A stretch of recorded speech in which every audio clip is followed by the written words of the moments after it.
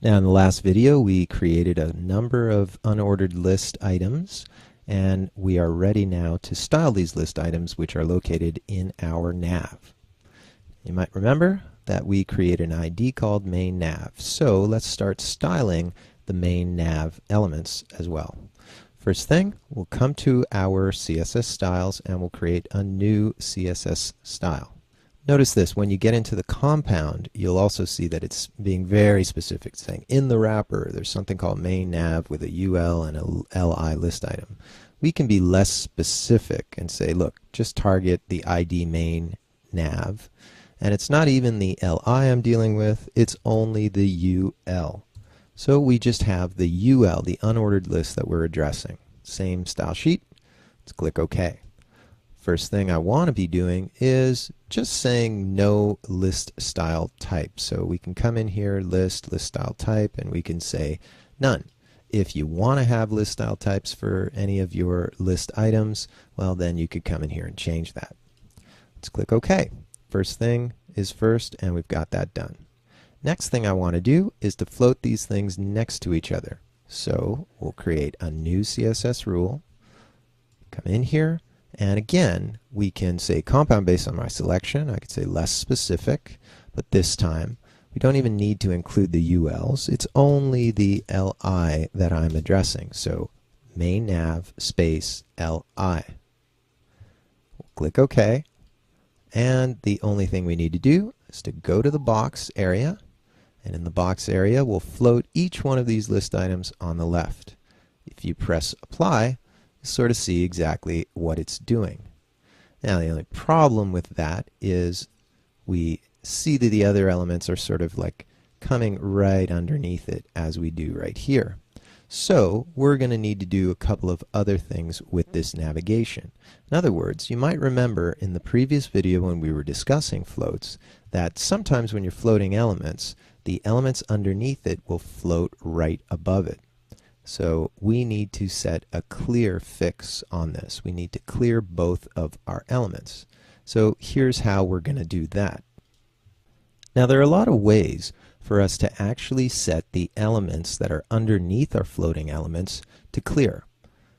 You might remember in the previous videos we actually selected the section area and we just set this to clear both. In other words, to turn off the floating and let this thing be on top and these things be on the bottom. However, I want to show you a couple of different ways of doing that. First, we'll look at a very interesting method, and that is to actually create some content using a really cool CSS trick. For example, here we have nav with the ID main nav. I'm going to ask you to put a space after it, and let's set a class. This time the class will be called ClearFix.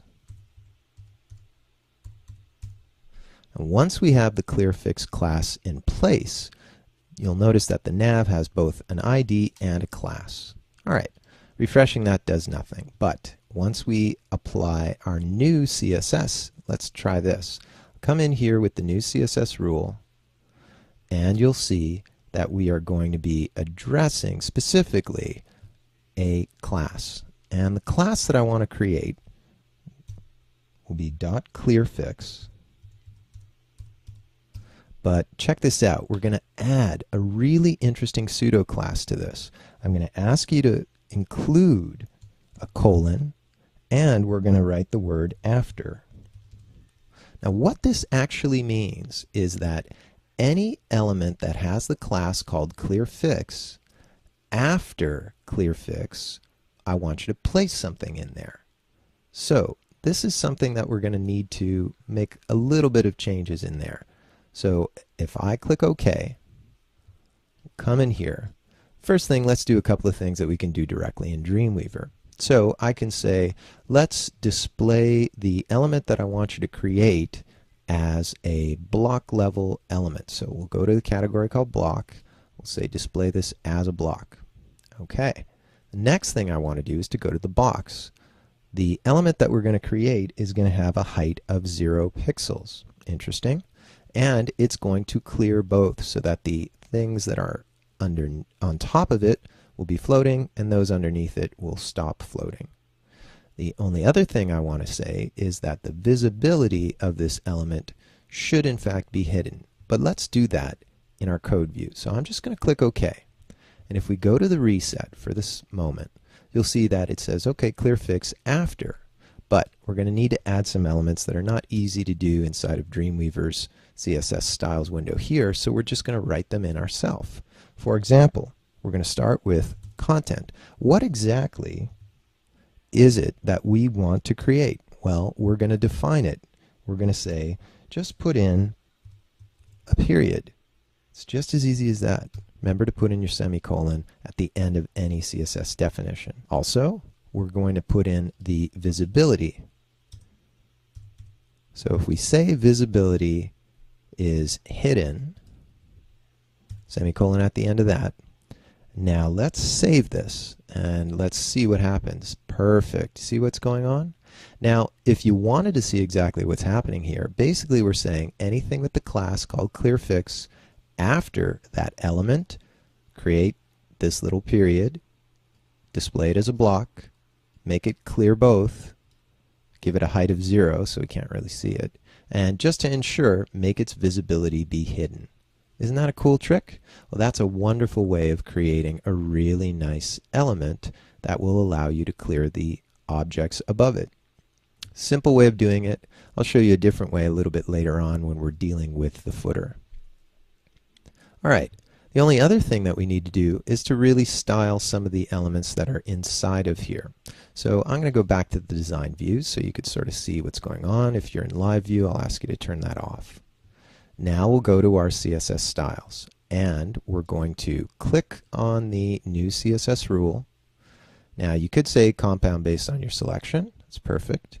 But the element that I'm working with is not the one here. So I'm going to write out main nav. And I'm also going to include the pseudo class for a link. Okay. Now we've done a lot of this stuff in the previous examples, so I'm just going to go through it relatively quickly. Number one, we are going to give it the category of block. We'll make it display as a block level element. I'm going to say text decoration none, although it should not have any text decoration based on our resets, but we'll do it same as we did before. If we want to, we could go to the box and we could give it padding. I'm going to give it, let's see, I probably want a little bit of padding on the top and bottom, and I also probably want some padding on the left and right hand side. So maybe on the top and bottom I'll say 10 pixels. Right and left 20 pixels. So I can do this, and I can also set 20 here. Now there's a shortcut way of writing this, which I'll show you in the code view a little bit later, but we'll apply that. Also in the category called block, I should remember to set the text align to center. Okay, let's make the type just have a color of white. Nice and easy, so we can work with that. Now we can also deal with font size, but we'll talk about that a little bit later. So if I were to click OK, nothing seems to work. And the reason being is because, well, silly me, I forgot to make these links. So let's select products, and we're just going to put in a null link at the moment. So I'll select services, we'll do the same. I'll select support, we'll do the same. I'll select history, put in our dummy link, contact, and we'll do the same for that. All right, so now we've got those elements in place, and it looks just fine. I also want to come in here, and we're going to create a new CSS rule for all of our other pseudostates. Not much to do here, so I'll just click on the new CSS rule, but there's other ways that we can do this too. But for the moment, let's just come in here. I'll say less specific, so we're going to be targeting the main nav with the A visited this time. Now with the A visited defined here, we'll click OK. The only things that I really want to be doing with the visited is to say, well, let's make the color be, I don't know, maybe we can make it black, for example, if we wanted to. and we can make a different background color.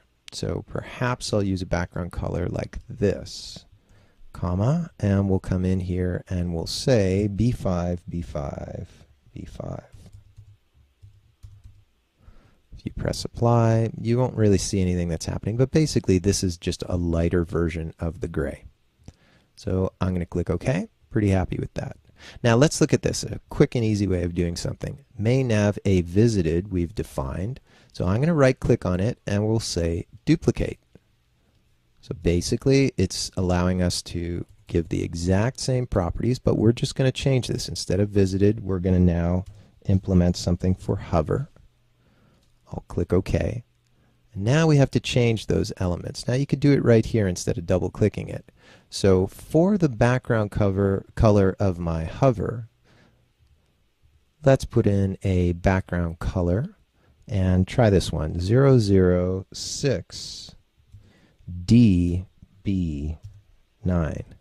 That's going to give us a bluish color. All right, that's nice. The only other thing, I want to make the foreground color be white as well.